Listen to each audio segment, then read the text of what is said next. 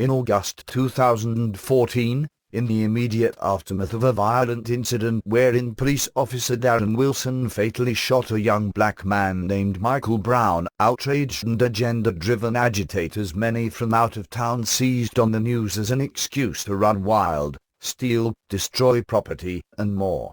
Businesses were burned to the ground and looted. Even a local church was not spared by the frenzied and violent mob. According to news reports, more than 160 gunshots were fired by protesters, too. At least one man died amid the chaos. Pictures that emerged after the late 2014 round of rioting and looting revealed an American suburb that looked more like a war zone. In response to the tragedy, Time magazine published a pro-rioting piece by Darlena Cunha, who also serves as a contributor to a wide array of other establishment media, including the Washington Post. The violent protests in Ferguson, Mo.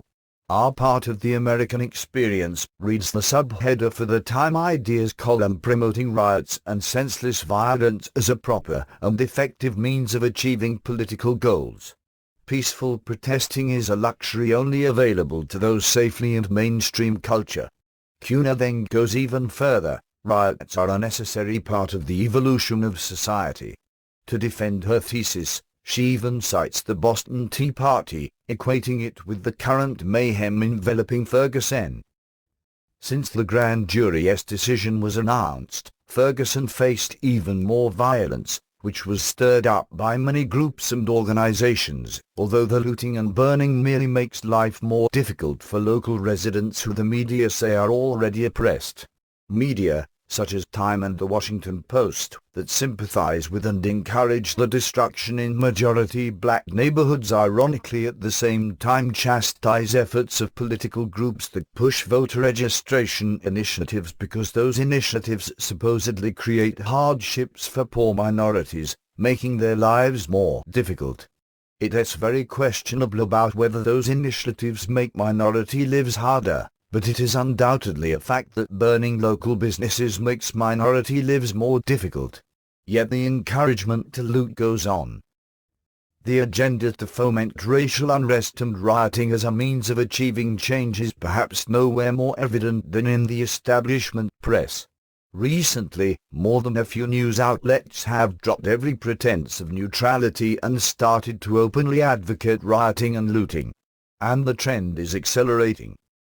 After months of fomenting strife, hate, and unrest surrounding the fatal shooting of Brown by Wilson in Ferguson, Missouri, for example, Time magazine and others took it to the next level.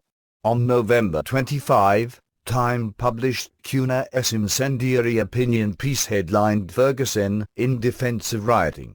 As the title suggests, the commentary defends the perpetration of violence following a grand jury's decision not to indict Officer Wilson on charges of murder or manslaughter. But the piece goes even beyond that, calling riots necessary to the evolution of society.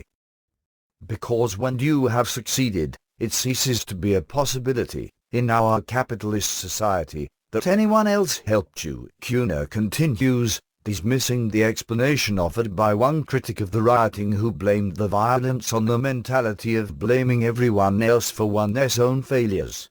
And if no one helped you succeed, then no one is holding anyone else back from succeeding. Except they did help you, and they are holding people back.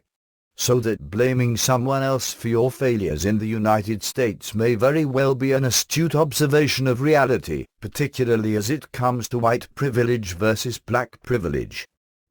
Before saying blacks are more apt to riot, race-obsessed Cunha insists that she is not racist, styling herself a realist instead. Until I have had to walk in a person of color's skin, I will never understand. I will always take things for granted, and I will be inherently privileged, she claimed. But by ignoring the very real issues this country still faces in terms of race to promote an as of yet imaginary colorblind society, we contribute to the problem at hand, which is centuries of abuses lobbied against other humans on no basis but that of their skin color. Nowhere does Time or Cunha point out that the allegedly racist American people twice elected Obama, who is half black, to be president. I would put forth that peaceful protesting is a luxury of those already in mainstream culture, those who can be assured their voices will be heard without violence, those who can afford to wait for the change they want, Cunha writes in her widely criticized and ridiculed defense of rioting. Blacks in this country are more apt to riot because they are one of the populations here who still need the. In the case of the 1992 riots, 30 years of black people trying to talk about their struggles of racial profiling and muted, but still vastly unfair, treatment, came to a boil. Of course, countless black Americans, including many whose businesses were looted and burned down in recent days, would likely take offense at the bizarre notion that their population, which in Cunha's world is apparently defined solely by melanin content, need to riot. Concluding the bizarre argument, Cunha goes on to defend the individuals involved in the violence, looting and rioting, suggesting they are merely angry at the system and that stealing and destroying other people's property while shooting randomly may be justified responses. Instead of tearing down other human beings who are acting upon decades of pent-up anger at a system decidedly against them, a system that has told them they are less than human for years, we ought to be reaching out to help them regain the humanity they lost, not when a few set fire to the buildings in Ferguson, but when they were born the wrong color in the post-racial America, she said. It was not immediately clear who told blacks they were less than human for years or how having slightly more melanin content made somebody the wrong color. Cunha's argument was promptly attacked by critics as absurd. Rick Moran, that American thinker, for example, pointed to the business owners, almost all of them minorities, who watched helplessly as their lifetime dreams went up in smoke. There are, indeed, justifications for breaking the law. But there is nothing political about destroying property not your own, injuring people, and taking what you want without payment, he wrote, ridiculing the notion that burning, smashing, and looting could be legitimized as some sort of political statement that Americans had better submit to. Even if you buy into the dubious white privilege sociological crap, you must recognize that when law and order break down, we are left with the rule of the jungle. And in a jungle, only the strong benefit from mayhem. The victims are those who can T fight back, Moran concluded. So Ms. Cunha is actually supporting jungle law versus civilization, a civilization that makes possible her freedom to publish nonsensical screeds like this without worrying about anyone setting her house on fire or looting her belongings. Wouldn't that be a political statement too? Cunha was not alone in openly defending rioting. Gawker, a widely read website that largely peddles celebrity gossip, even published a piece purporting to make the economic case supposedly justifying wanton destruction of property and violence. There is, of course, the historical case to be made for rioting. The past is replete with examples where rioting gets the goods, the piece argues. But there is also, I submit, an even more straightforward case for rioting. At the right levels, rioting is economically efficient. According to Gawker's commentary, by rioting and looting, Ferguson residents are teaching authorities a lesson while making future shootings of citizens by police less likely through the imposition of heavy costs on taxpayers, businesses, and residents.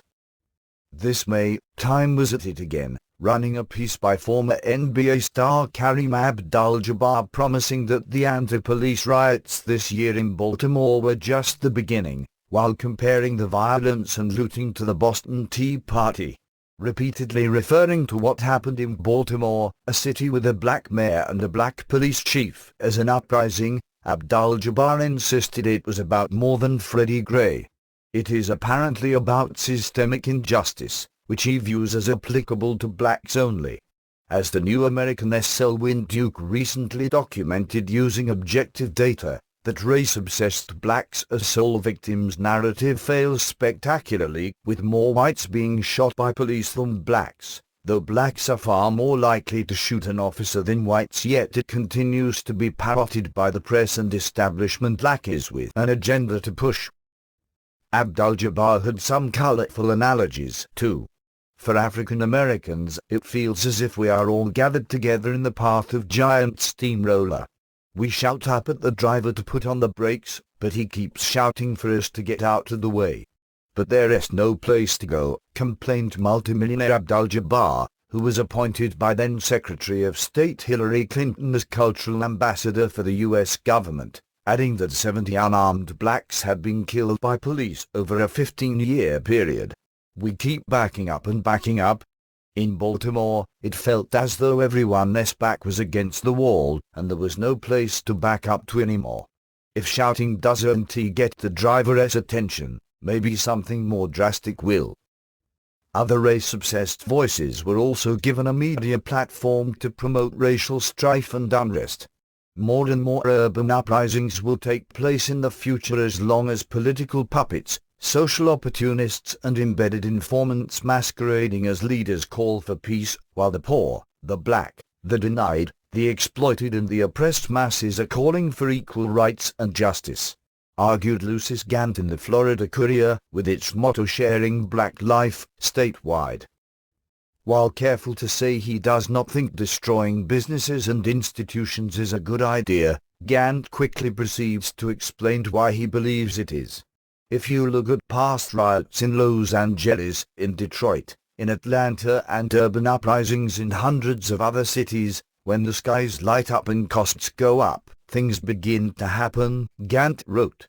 Compare Central Florida, New York City, Ferguson and other areas to Baltimore.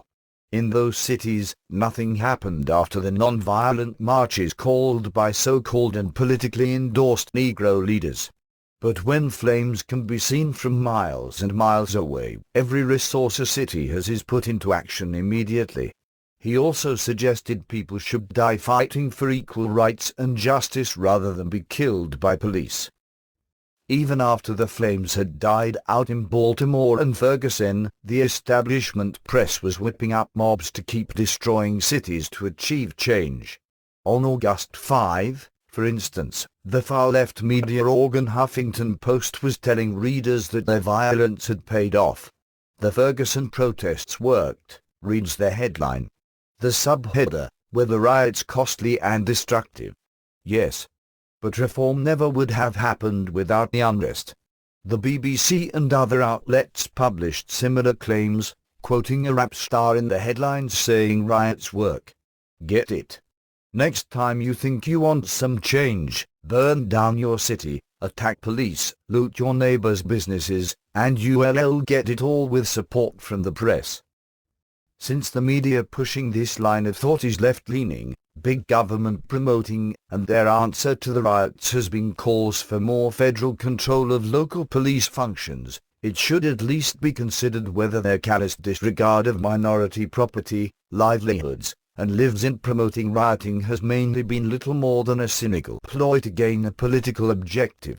While the anti-capitalists screed last year in time defending and promoting rioting drew swift condemnation and ridicule from the alternative and conservative-leaning press, such half-baked agitation and promotion of unrest and division has actually become a staple among the mischaracterized mainstream media, though perhaps not quite as openly as Cunha's piece.